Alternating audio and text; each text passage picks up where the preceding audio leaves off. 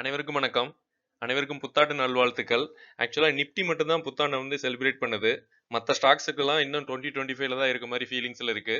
So இன்னைக்கு வந்து பயங்கரமான ஒரு அப்டேட் வந்திருக்கு. ஐடிசி, காட்ஃப்ரே பிலிப்ஸ் இந்த 2 ஸ்டாக்கும் வந்து ஒரு பயங்கரமான அப்டேட் வந்ததுக்கப்புறம் பயங்கரமா கீழ போயிருச்சு. லோயர் சர்க்யூட்டுக்கே போயிருச்சு. ஸோ அந்த டீட்டெயில்ஸ பத்தி பாத்துரலாம்.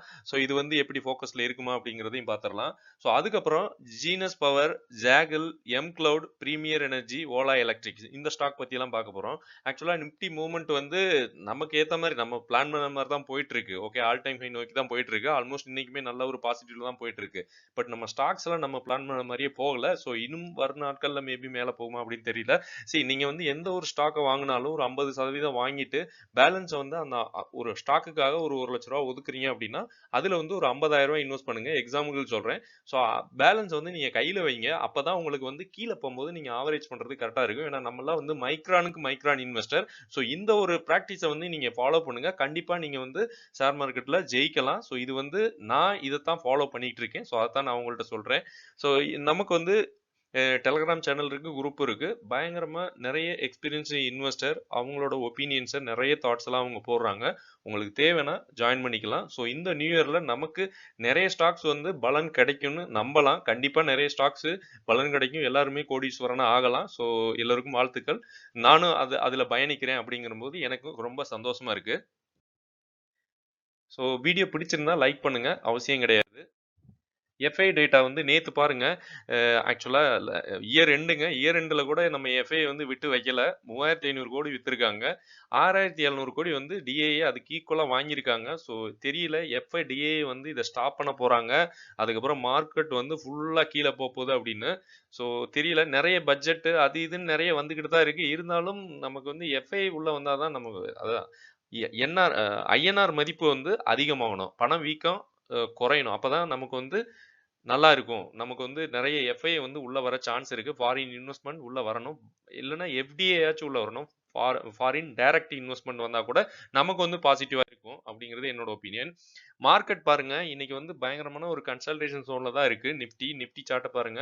எப்படி இருந்தாலும் ஒரு 26,197 ஹையஸ்ட் போயிருச்சு. 26,113 இப்போ வரைக்கும் அந்த ரேஞ்சில தான் ட்ரேட் ஆயிட்டு இருக்கு. ஒரு சின்ன ஒரு சர்க்யூட்ல தான் ட்ரேட் ஆயிட்டு இருக்கு. பட் 26,100க்கு மேல இருக்கதே மார்க்கெட் வந்து பயங்கரமான பாசிட்டிவ் தான். ஸோ இன்னைக்கு வந்து நல்லா அடி வாங்கினது வந்து எஃப்எம்சிஜி செக்டர். அதுல வந்து ஐடிசி தான் மெயினா அடி வாங்கினது. அதனாலதான் எஃப்எம்சிஜி பாருங்க, நிப்டி எஃப்எம்சிஜி வந்து ஒரு 3% வரைக்கும் அடி வாங்கியிருக்கு. நல்லா அடிச்சு இறக்கியிருக்காங்க. அது வந்து ஒரு நியூஸ், அதை பத்தி பார்த்தலாம். நிப்டி பார்மாவும் ஒரு கரெக்ஷன்ல தான் இருக்கு. ஹெல்த் கேரும் கரெக்ஷன்ல தான் இருக்கு. நிப்டி 50 வந்து ஒரு 0.14 பாசிட்டிவ்ல தான் இருக்கு. யூஎஸ் டாலர் அதுவுமே ஒரு நெகட்டிவா தான் இருக்கு. அது செப்பரேட்டா சார்ட் இருக்கு. கோல்டுமே ஒரு சின்ன பிளாட்ல நெகட்டிவ்ல தான் இருக்கு. மத்தபடி அதாவது நிப்டி பாசிட்டிவ்ல இருந்தாலே நமக்கு மெயின் அதை பார்த்தாலே போதும். மத்தபடி ஓரளவு பாசிட்டிவ்ல தான் இருக்கு. ஃபிளாட் டு பாசிட்டிவ்ல தான் எல்லா இண்டெக்ஸுமே இருக்க மாதிரி எனக்கு ஃபீல் ஆகுது. யூஎஸ் டாலர் பாருங்க, அது வந்து 97.9ல இருக்கு டாலர். ஸோ இது வந்து நமக்கு மேல போகாத வரைக்கும் நல்லதான். ஸோ இது நமக்கு பெரிய சென்டிமெண்ட் நம்ம இது ஒன்றும் நம்ம கத்துக் கொடுக்கல. ஏன்னா நம்ம நம்ம மார்க்கெட் ஆல்ரெடி மேல தான் இருக்கு. ஸோ இது இன்னும் கீழே வந்தா நம்ம குளோபல் சென்டிமெண்டே மாற சான்ஸ் இருக்கு. இன்னுமே நல்ல பாசிட்டிவ் வர சான்ஸ் இருக்குன்னு சொல்ல வர்றேன். ஸோ ஐடிசில வந்த நியூஸ் என்ன அப்படிங்கிறத பார்த்துடலாம். ஆக்சுவலா இன்னைக்கு ஐடிசி ஓபன் பண்ணும்போதே ஒரு ஒரு நியூஸ் வந்தது.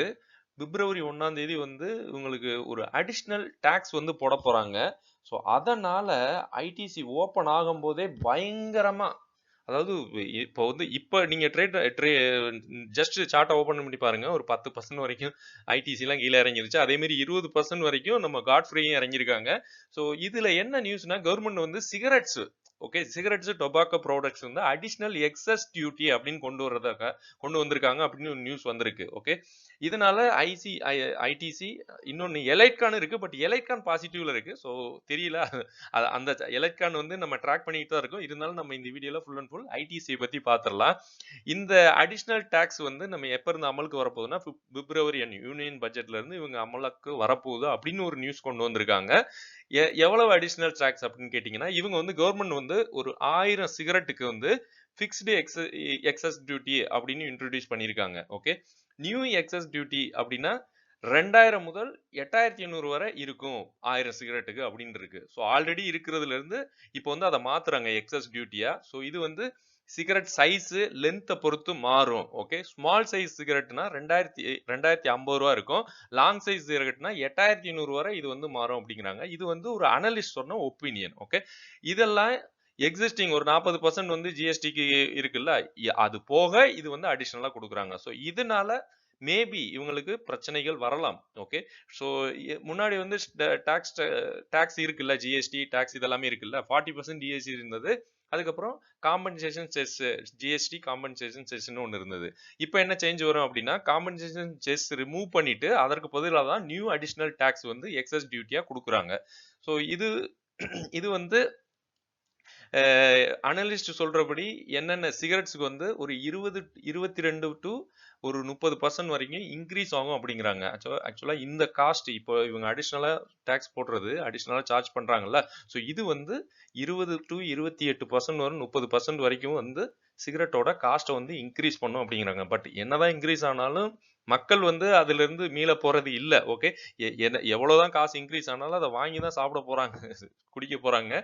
ஸோ சிகரெட் வந்து இப்ப 100 ரூபாய் இருக்குன்னா 122 ரூபா, 125 ரூபா போக நிறையவே சான்ஸ் இருக்கு அப்படிங்கிறாங்க. அப்போ அப்போ அப்படி இருந்துச்சுன்னா பிரைஸ் இன்க்ரீஸ் ஆனா ஒரு சைடு பாத்தீங்கன்னா உங்களுக்கு கம்பெனிக்கு வந்து நல்லதுதான். இருந்தாலும் ஷார்ட் டேர்ம்ல இந்த ஸ்டாக்கு வந்து கொஞ்சம் பிரச்சனை இருக்கு. டவுன்ஃபால் வர கண்டிப்பா சான்ஸ் இருக்கு. ஏன்னா டாக்ஸ் வந்து இன்க்ரீஸ் ஆகிறதுனால இவங்களுக்கு வந்து ப்ராடக்ட் பிரைஸ் வந்து இன்க்ரீஸ் ஆகும். அதனால மக்கள் வந்து வாங்குறத விட விநியோகம் கரெக்டா போகுமா அப்படிங்கிற ஒரு ஃபியர் வரும் இன்வெஸ்டர் ரீதியில பார்த்தா. ஸோ ஷார்ட் டேர்ம்ல கண்டிப்பா நெகட்டிவ் தான் இருக்கு. ஸோ இது வந்து இன்னொரு பெரிய விஷயம் என்னன்னா, ஐடிசி வந்து ஒரு டைவர்சிஃபைடு கம்பெனி. இதுல வந்து எஃப்எம்சிஜில மட்டும் இவங்க இல்ல, ஹோட்டல்ஸ் இருக்கு, பேப்பர் இருக்கு, அக்ரி பிசினஸ் இதுக்கெல்லாமே சப்போர்ட் பண்ணிட்டு இருக்காங்க. ஸோ சிகரெட் பிரைஸ் வந்து ஹைக்கானா ஓகே, ஐடிசிக்கு இப்போ ஷார்ட் டேர்ம்ல நெகட்டிவ் இருந்தாலும் இதை வந்து அவங்க அதாவது என்ன சொல்ல ஒரு ஓவர்டேக் பண்ணி வந்துருவாங்க அப்படின்னு இதை வந்து நம்பலாம். இன்னொன்னு இவங்க வந்து ஒரு பாருங்க, இவங்க வந்து டிவிடெண்ட் ஈல்ட் தான் 3.7% கொடுக்குறாங்க. ஸோ இது ரிலேட்டடான ஒரு காம்படிட்டர் தான் நமக்கு வந்து காட்ஃப்ரே. ஸோ இதுவுமே ஒரு 20% வரைக்கும் நெகட்டிவ்ல இருக்கு. இவங்களுமே பாருங்க 1.25% நல்ல ஒரு டிவிடெண்ட் கொடுக்குறாங்க. ஸோ இது வந்து நல்ல ஃபோக்கஸ்ல இருக்குன்னு என்னோட ஒப்பீனியன். ஸோ அடுத்து நம்ம பார்க்க போற கம்பெனி வந்து ஜீனஸ் பவர். ஸோ இந்த கம்பெனியை பத்தி கேட்டிருக்காங்க. இந்த கம்பெனி வந்து ஹை பிளச்டு ப்ரொமோட்டருங்க. அது மாதிரி ப்ரொமோட்டர் வந்து எக்ஸிட் ஆகுறாங்க. ஆக்சுவலா ப்ரொமோட்டர் வந்து ஏதாச்சும் ஒரு கம்பெனில எக்ஸிட் ஆனா அது வந்து கம்பெனிக்கு வந்து நெகட்டிவ். ஸோ இந்த கம்பெனி வந்து 1996 வந்து ஸ்டார்ட் பண்ணியிருக்காங்க. Jaipur Rajasthan based company. Okay. So இவங்க ப்ரொமோட்டர் வந்து அகர்வால் ஃபேமிலி ப்ரொமோட்டர்னு சொல்றாங்க. கைலாஷ் சந்த் அகர்வால். ஓகே. அவர் தான் ப்ரொமோட்டர். ஜீனஸ் பவர்ல வந்து ஒரு power meter, smart meter manufacturing company அப்படின்னு சொல்லிடலாம். ஸோ இது இது இன்னுமே டீட்டெயிலாக சொல்றேன்னா, digital electricity metre.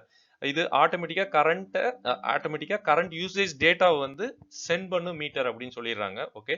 Genus mainly focus பண்றது வந்து எலக்ட்ரிசிட்டி மீட்டர்ஸ், ஸ்மார்ட் மீட்டர்ஸ், அதுக்கப்புறம் metering solution for utilities. So இது மாதிரி பிஸ்னஸ்லாம் இவங்க பண்ணிட்டு இருக்காங்க. இது வந்து மெயினாக ஃபோக்கஸ் பண்ணுறது வந்து கவர்மெண்ட் எலக்ட்ரிசிட்டி போர்ட்ஸ். இதுக்கு தான் இவங்க மெயினாக பண்ணிட்டு இருக்காங்க. பிரைவேட் ரீட்டைல் கஸ்டமர்ஸ் வந்து ரொம்ப குறைவு தான் இவங்களுக்கு. அதனால கவர்மெண்ட்டுக்கு தான் மெயினாக ஃபோக்கஸ் பண்ணுறாங்க. இதில் பெரிய பாசிட்டிவ்னா கவர்மெண்ட்டுக்கு மெயினாக பண்ணுறது. அதுக்கப்புறம் 25+ crore smart meters installation plan வந்து கையில் வச்சிருக்காங்க. ஸோ கவர்மெண்ட் வந்து இவங்களுக்கு அதாவது கையில் இருக்குது, இவங்களுக்கு பாசிட்டிவாக இருக்கு. ஒரு 5 to 7 இயர்ஸ்க்கு வந்து இவங்க நல்ல ஹியூஜ் டிமாண்ட் இருக்கு, நல்ல லார்ஜ் ஆர்டர் புக் இருக்குன்னு சொல்றாங்க. இதுல பிரச்சனை என்ன, ப்ரொமோட்டர் வந்து ரெடியூஸ் ஆகுறது பிரச்சனை, அது நம்ம பார்த்துட்டோம். ஓகே. ப்ரொமோட்டர் பிளட்ஜ் வந்து இன்க்ரீஸ் ஆயிட்டு இருக்கு பாருங்க. 39% தான் ப்ரொமோட்டர் இருக்காங்க, அதுவுமே கம்மி பண்ணி கொண்டு வர்றாங்க.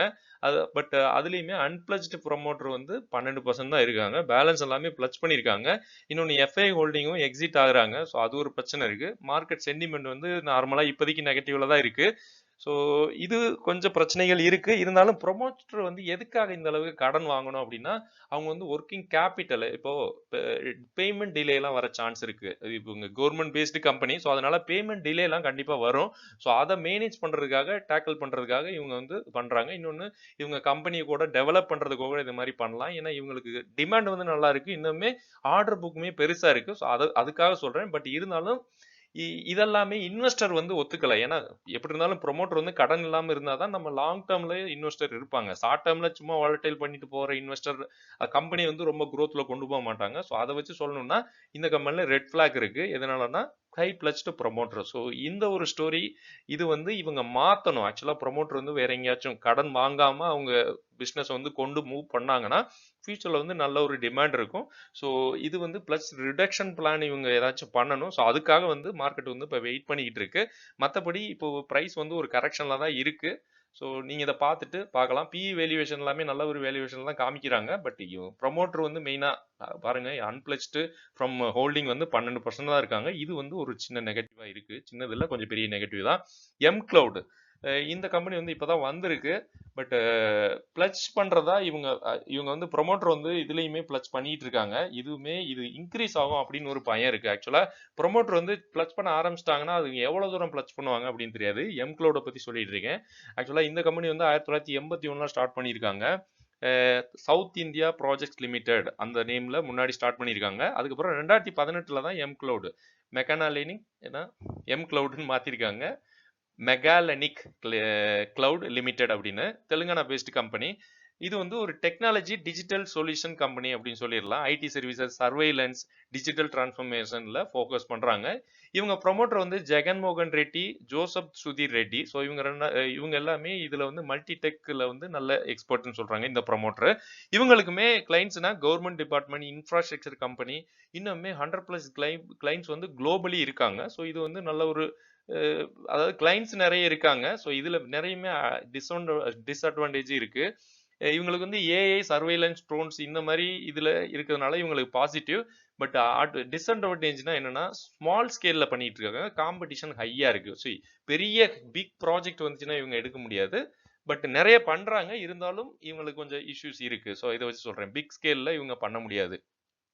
இன்னொன்று டிஜிட்டல் எம் கிளவுட் வந்து ஃபியூச்சர் வந்து digital transformation demand, government surveillance project, drone usage, AI adoption இதெல்லாமே நல்ல ஒரு இதில் தான் இருக்கு. செக்டார்ல வந்து நல்ல லாங் டேர்ம்ல இவங்க பாசிட்டிவ்ல தான் இருப்பாங்க. பாசிட்டிவ்ல தான் இருப்பாங்க.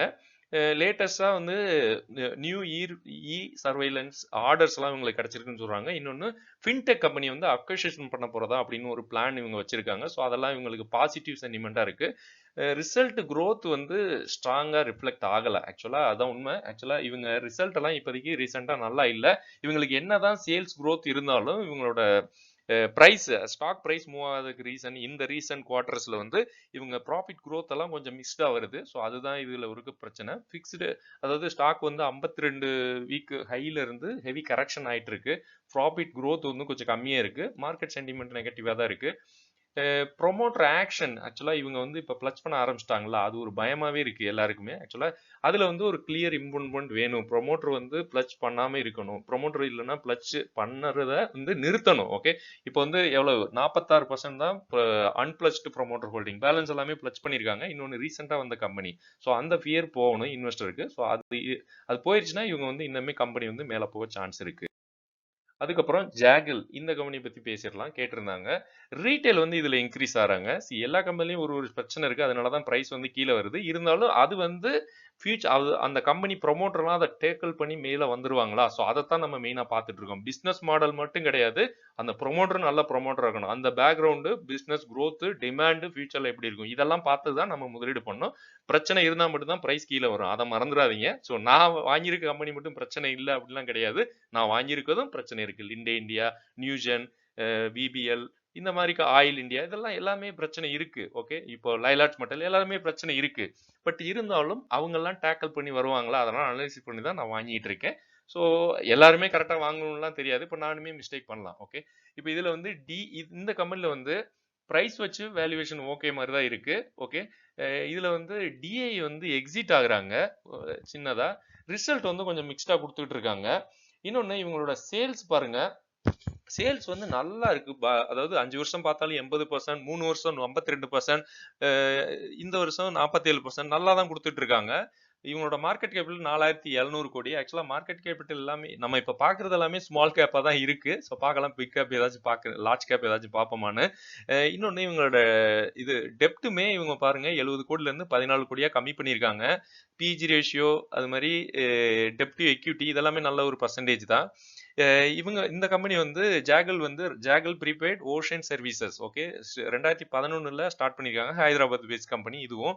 இது வந்து ஒரு ஃபின்டெக் சாஸ் கம்பெனின்னு சொல்லிடுறாங்க. இவங்க வந்து fintech SaaS corporate spend management பேக்ரவுண்ட்ல இருக்க ஒரு promoter doctor Raj P Narayanan. இவங்க தான் founder and CEO promoter. Okay, so advantage வந்து கார்பரேட் ஸ்பெண்ட் டெக். ஓகே, கார்பரேட்டுக்கு இவங்க பயங்கரமான டெக்னாலஜி பண்ணி ஒரு சப்போர்ட்டிவா இருக்காங்க. ஃபியூச்சர் growth வந்து digital payment automation demand SaaS adoption increase ஆகுது. UPI fintech expansion via acquisition. So இதெல்லாம் அவங்க பண்ணிட்டு இருக்கிறதுனால இவங்களுக்கு growth இன்னும் டிமாண்டா இருக்கும் அப்படின்னு இவங்க நம்புறாங்க. மேபி அனலிஸ்டும் இதை சொல்றாங்க. ஷேர் பிரைஸ் வந்து இப்போ ரீசெண்டா வந்து எதனால கொஞ்சம் டவுன் ஆகுது அப்படின்னா, அதாவது இது கன்சல்டேஷன்ல இருக்கு, ரொம்ப டவுன்லாம் போகல. சார்ட்டை பார்த்தாலே உங்களுக்கு தெரியும். ஒரு 119% வந்து இப்போ ரீசெண்டாக தான் உள்ள வந்திருக்காங்க. இருந்தாலும் 119% ரிட்டர்ன்ஸ் தான் கொடுத்துருக்காங்க. 5 வருஷம் சார்ட் பாருங்க, அது 5 வருஷம் ஆகலை இன்னும். இதுல வந்து ஹை ஆப்ரேட்டிங் காஸ்ட் இருக்கு அப்படிங்கிறாங்க. ஆக்சுவலா ரிசல்ட் வந்து மிக்ஸ்டா வர்றதுக்கு ரீசன் அதான். இவங்களுக்கு வந்து அந்த மார்ஜின் வந்து கம்மியா இருக்கு, அவங்க ப்ராஃபிட் மார்ஜின் வந்து கம்மியா இருக்கு. ஸோ அதுதான் பிரைஸ் வந்து சிஏஜிஆர் பாருங்க அடி வாங்கியிருக்கு. அது மாதிரி குவார்டர்லி ரிசல்ட் கொஞ்சம் மிக்ஸ்டா இருக்கு. சேல்ஸ் என்னதான் வந்தாலும் இவங்களுக்கு வந்து ப்ராஃபிட் வந்து எடுக்கிறதுல கொஞ்சம் பிரச்சனைகள் இருக்கு. ஸோ இவங்க வந்து இந்த சிஸ்டம்லாம் கொஞ்சம் மேனேஜ் பண்ணி சரி பண்ணிட்டாங்கன்னா பிசினஸ் growth வந்து பொட்டன்ஷியல் இன்னுமே நல்லா ஆகும். அதாவது இவங்களுக்கு சேல்ஸ் நல்லா தான் இருந்தாலும் பட் ஷார்ட் டேர்ம்ல கொஞ்சம் பிரச்சனைகள் இருக்கு. ப்ரொமோட்டர் வந்து மேபி பிளச் பண்ணுவாரா அப்படின்னு எதிர்பார்க்குறாங்க. ஏன்னா இவங்களுக்கு பிரைஸ் வந்து பெருசா மூவ் ஆகல. அது எதனாலனா ப்ராஃபிட் வந்து நிறைய வரல. ஸோ அதனால இவங்க மேபி கடன் வாங்கி ஏதாச்சும் இவங்க கம்பெனி சிஸ்டமா மாத்துவாங்களா அப்படின்னு இன்வெஸ்டர்ல கொஞ்சம் பயம் இருக்கு அப்படின்னு சொல்றாங்க. ஸோ அடுத்து பார்த்துடலாம். அடுத்து வந்து ஓலா எலக்ட்ரிக். ஸோ இந்த கம்பெனியுமே ஒரு ஸ்மால் கேப் கம்பெனி தான். இதுல வந்து ரீட்டைல் ஹோல்டிங் வந்து இன்க்ரீஸ் ஆயிட்டு இருக்கு. டிஏ எஃப்ஐ வந்து டிக்ரீஸ் ஆகிறாங்க. அதுக்கப்புறம் டிஏ வந்து ஒரு ஸ்லோவா இன்க்ரீஸ் ஆயிட்டு இருக்காங்க. இந்த கம்பெனில கொஞ்சம் பிளச் பண்ணிட்டு தான் இருக்காங்க. ஸோ எல்லா கம்பெனிலுமே பிளச் பண்ண ஆரம்பிச்சிட்டாங்க, நம்ம பார்க்குற எல்லா கம்பெனிலையும். நெகட்டிவ்னா இதுல பாருங்க, ஆர்ஓசி ஆர்ஓஇசி. நம்ம ஒரு கம்பெனி பார்க்கும்போது நம்ம ஒரு ரேஞ்ச் வச்சிருக்கோம். ஆர்ஓசி ஒரு 15, ஆர்ஓஇ 15 அதுக்கு மேலேயாச்சும் இருக்கணும். ஸோ இதுல எல்லாம் பாருங்க, ஆர்ஓஇ எல்லாம் 108ல இருக்குங்க. எந்த கணக்குல இதெல்லாம் இருக்கு? ஆர்ஓசி 28 மைனஸ்ல இருக்கு. டெப்ட் ஈக்விட்டி 0.72, அதுவுமே 2600 கோடியில இருந்து 3100 கோடியா இன்க்ரீஸ் ஆயிருக்கு. ஸோ இந்த கம்பெனி வேல்யூவேஷன் எல்லாமே என்ன சொல்ல, இது எல்லாமே நெகட்டிவ்ல இருக்குங்க. எல்லாமே நெகட்டிவ்ல தான் இருக்கு. ஸோ சேல்ஸ் வந்து 3 வருஷத்துல வந்து 130% இருந்தது. இந்த வருஷம் 45% அடி வாங்கியிருக்கு.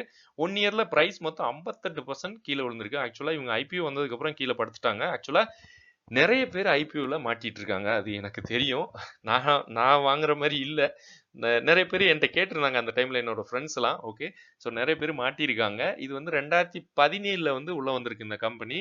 Bangalore based company Ola electric. Okay, இது எல்லாருக்குமே தெரியும், இவி ஸ்கூட்டர் மேனுஃபேக்சர் அப்படின்னு.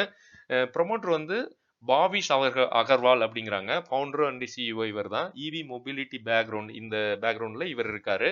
ஓலா எலக்ட்ரிக் வந்து இவி ப்ரொடக்ஷன் ஆர்என்டி ஃபோக்கஸ் பண்ற ஒரு கம்பெனி. ஸோ இவி ப்ரொடக்ஷன் எலக்ட்ரிக் வெஹிக்கிள், அதுக்கப்புறம் அதுல ஆர்என்டியும் பண்ணிட்டு இருக்காங்க, செட்டப் ஆர்என்டி எல்லாம் பண்ணிட்டு இருக்காங்க. இவி வெஹிக்கிள் லீடர் வந்து இப்ப இருக்கிறது வந்து அத்தர் energy, TVS, iQube, Bajaj check. But previously இருந்தது வந்து ஓலா தான் பயங்கரமா மார்க்கெட்ல லீட் பண்ணிட்டு இருந்தாங்க. பட் ஷேர் வந்து ஃபால் ஆயிடுச்சு. இதுக்கு நிறைய காரணங்கள் இருக்கு. அதாவது இயர்லி ஃபர்ஸ்ட் உள்ள வந்தவங்க இவங்க தான், இவி ஸ்கூட்டருக்கு ஓலா. ஸோ அந்த டைம்ல எல்லாருமே வாங்க ஆரம்பிச்சாங்க. அதுக்கப்புறம் ஷேர்ஸ் வந்து பயங்கரமா 20% வரைக்கும் நெகட்டிவா போயிருச்சு. இப்போ வந்து ப்ரொமோட்டர்லாம் அதாவது அவங்க ஹோல்டிங்ஸ் வந்து வித்து மேபி நிறைய பண்ணிட்டு இருக்காரு. அது என்னன்னு பாத்திரலாம். கவர்மெண்ட் இப்போ வந்து ரீசெண்டா பாசிட்டிவ் என்னன்னா, பிஎல்ஐ இன்சென்டிவ் அப்படின்னு 366 கோடி வந்து அனௌன்ஸ் பண்ணியிருக்காங்க. ஸோ அதனால கொஞ்சம் ரேலி இருந்துச்சு, அதுவுமே கரைச்சிட்டாங்க. சின்ன ரேலி இருந்துச்சு, அந்த சார்ட்ல பாருங்க. கொஞ்சம் சின்னதா ஒரு அப் ஆயிட்டு திரும்பவுமே டவுன் ஆயிருச்சு. இதுல வந்து ப்ரொமோட்டர் இப்ப பிளச் பண்ணிருக்காருல, அதை இவர் என்ன பண்ண போறாருன்னா, இவர் வந்து ப்ரொமோட்டர், அதாவது ப்ரொமோட்டர் சேலை வந்து ப்ரொமோட்டர் ஒரு ஹோல்டிங்ஸ் இருக்குல்ல, அதை வந்து பிளச் பண்ணி இவங்களோட கடனை வந்து அடைக்க பாக்குறாரு அப்படிங்கிறாங்க. ஸோ இது வந்து பிரச்சனை எப்பயுமே. ஓகே, என்கிட்ட கேட்டா இது பிரச்சனை. பட் இது வந்து பாசிட்டிவா அனலைஸ் சொல்றாங்க. என்கிட்ட கேட்ட என்னோட பர்சனல் ஒப்பீனியன் வந்து ப்ரொமோட்டர் வந்து கடன் வாங்கிக்கிறாரு. இவரோட ஹோல்டிங்ஸை கம்பெனி கடன் இருக்கு. ஓகே, இவரோட ஹோல்டிங்ஸை கடன் வச்சுட்டு, அதாவது சேல் பண்ணிட்டு இல்ல கடன் வாங்கிட்டு, இவங்க ஹோல்டிங்ஸ் வச்சு கடன் வாங்கிட்டு இவங்களோட கம்பெனி கடனை அடைக்க போறதா அப்படின்னு சொல்றாங்க. ஸோ இது வந்து எப்பயுமே கம்பெனிக்கு பிரச்சனை தான் இருக்கு. ஏன்னா இவங்களுக்கு பாருங்க 3 இயர்ஸ் டெப்ட் வந்து 2600 கோடில இருந்து இப்போ வந்து 3100 கோடியா இருக்கு. ஸோ இதை வந்து அடைக்கிறதுக்கு இவங்களோட ஹோல்டிங்ஸையே எகைன் வித்துட்டு இதுலயே இன்வெஸ்ட் பண்றாங்க. ஸோ அது வந்து ப்ராப்பர் கிடையாது. ஸோ இதுதான் இப்போதைக்கு இந்த கம்பெனில இருக்க பெரிய பிரச்சனை. ஸோ இதனால இன்வெஸ்டருக்கு வந்து ஒரு பயம் இருக்கு. அதுக்கப்புறம் டெப்ட் இன்க்ரீஸ் ஆயிட்டே போகுதுல்ல, ப்ரொமோட்டரும் வாங்குறாரு, அந்த பக்கம் கம்பெனி கடனும் மாறுது. ஸோ இன்னொன்னு இவங்கள்ட்ட இன்னொரு பிரச்சனை இருக்கு. என்னன்னா காம்படிஷன் நிறைய வந்துருச்சு. பட் இவங்க வந்து டெலிவரி எல்லாம் ப்ராப்பரா கொடுக்கல. ஹை ஆர்டர் எடுத்துட்டாங்க, சேல்ஸ் எல்லாமே வாங்கிட்டாங்க. பட் இவங்க அந்த அளவுக்கு கம்பெனி இன்ஃப்ராஸ்ட்ரக்சர் இல்ல, அவங்களால ப்ரொடியூஸ் பண்ணி கொடுக்க முடியல அப்படின்னு ஒரு பிரச்சனை வருது. ஸோ அதனால அதாவது இவங்க ஆர்டர் கொடுத்தவங்க எல்லாம் கொஞ்சம் டிராப் ஆகுற மாதிரி இருக்கு. சேல்ஸ் வந்து கொஞ்சம் டிராப் ஆகுற சுச்சுவேஷன் வருது. ஸோ அதனால கொஞ்சம் லாசஸ்லாம் இவங்க இப்போ ஃபேஸ் பண்ணிட்டு இருக்காங்க. ஸோ இதுதான் இப்போதைக்கு உள்கட்டமைப்புல இருக்க பிரச்சனை கம்பெனில. அதாவது இவங்க வந்து டெலிவரி டிலே பண்ணிட்டு இருக்காங்க. அது எல்லாருக்கும் தெரிஞ்சதுன்னு நினைக்கிறேன். ஸோ அடுத்து வந்து நம்ம பார்க்க போகிறது பிரீமியர் எனர்ஜி.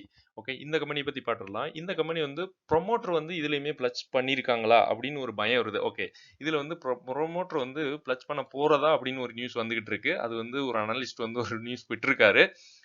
டொமஸ்டிக் வந்து ஓகே தாங்க. டிஏஏ வந்து ஓரளவு ஓகே பாருங்க 13% இன்க்ரீஸ் ஆயிருக்காங்க. பட் ஃபாரின் வந்து கம்மியா இருக்கு அப்படின்னு பார்க்கலாம்.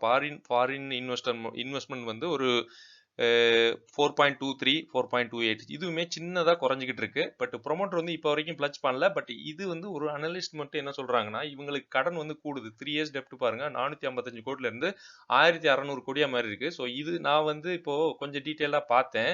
இது இவங்க என்ன சொல்றாங்கன்னா, இங்க வந்து டெப்ட் அதிகமானா இவங்க வந்து இந்த கடனை காமிக்க கூடாது அப்படிங்கிறதுக்காக இங்க இருக்குல்ல இவங்களோட ப்ரொமோட்டர் ஹோல்டிங், ஸோ அதை வந்து இவங்க ஷேர்ஸை செல் பண்ணுவாங்க, இல்லைன்னா இதையே கடன் வாங்குவாங்க. இதை வச்சு ஹோல்டிங்ஸை வச்சு கடன் வாங்கி இந்த கம்பெனி கடனை அடைக்கிறதா இப்படின்னு பேசிக்கிறாங்க இந்த ஸ்டாக்ல. ஸோ அது ஒரு பிரச்சனையா இப்போ போயிட்டு இருக்கு. இது ஒரு நியூஸ் தான், பட் இது உண்மையா அப்படிலாம் தெரியாது. பிரைஸ் பாருங்க, இந்த ஒரு நல்ல அடி வாங்கியிருக்கு இந்த வருஷம். 37% வந்து கரைஞ்சிருக்கு, ஒரு நெகட்டிவா தான் கொடுத்துருக்காங்க. ஸ்டாக் பி வந்து 32 இருக்கு, இண்டஸ்ட்ரி பி 30 தான் இருக்கு. ஆக்சுவலா இவங்க வந்து பி வேல்யூவேஷன் நல்ல வேல்யூவேஷன்ல தான் இருக்காங்க. மார்க்கெட் கேபிட்டல் வந்து 38,000 கோடி. ஸோ இது வந்து ஆல்மோஸ்ட் மிட் கேப் பிளேயரா இருக்காங்க. பட் சேல்ஸ் இந்த கம்பெனிலுமே நல்லா இருக்கு. பிரீமியர் எனர்ஜி வந்து 1995 அந்த டைம்ல வந்த கம்பெனி, தெலங்கானா பெஸ்ட் கம்பெனி. நம்ம பார்க்கறது எல்லாமே தெலங்கானா பெஸ்ட் கம்பெனி தாங்க. இது வந்து ஒரு சோலார் எனர்ஜி மாடுல் மேனுஃபேக்சர் அப்படின்னு சொல்லிடலாம். Roof top solar developer, utility infrastructure projects, அதுக்கப்புறம் கவர்மெண்ட் சோலார் இனிஷியேட்டிவ். ஸோ இது எல்லாமே உங்களுக்கு கிளைண்ட்ஸ். செக்டார்ல வந்து சோலார் இண்டஸ்ட்ரீஸ்ல வந்து அதானி சோலார் இருக்காங்க, டாடா பவர் இருக்காங்க, வாரி எனர்ஜிஸ் இருக்காங்க. ஸோ இவங்க வந்து இந்த பிரீமியர் எனர்ஜி வந்து டொமஸ்டிக்ல ஒரு சோலார்ல நல்ல ஒரு ஸ்ட்ராங் பொசிஷன்ல இருக்காங்க. இவங்களுக்கு வந்து அதாவது கவர்மெண்ட் வந்து பாலிசிஸ், அதாவது இவங்க ஆக்சுவலா ரெனியூவபிள் எனர்ஜி நம்ம இந்தியால எப்பயுமே ஃபாஸ்ட் க்ரோயிங்கா இருக்கும். ஸோ இவங்களுக்கு வந்து ஒரு 2300 கோடி வந்து ஒரு ஃப்ரெஷ் ஆர்டர் வந்து Q3ல வந்திருக்கு. ஸோ அது வந்து பயங்கரம் பாசிட்டிவா செலிப்ரேட் பண்ணுது இந்த கம்பெனி. இருந்தாலும் மார்க்கெட் ஃபோக்கஸ் பண்றது ஒரு ஒரு கரெக்ஷன்ல தான் இன்னுமே இந்த கம்பெனி இருக்கு. பெருசா இன்னும் மூவ் ஆகல. ஸோ இது வந்து லாங் டர்மா இருக்கவங்களுக்கு இந்த கம்பெனி வந்து நல்ல இதா இருக்கும். இன்னொன்னு ஷார்ட் டர்ம்ல வந்து குளோபல் இவங்களோட பாலிசி, கவர்மெண்ட் பாலிசி எல்லாம் குளோபல்லையும் மாறுது, இங்கேயும் மாறுது அப்படிங்கிறாங்க.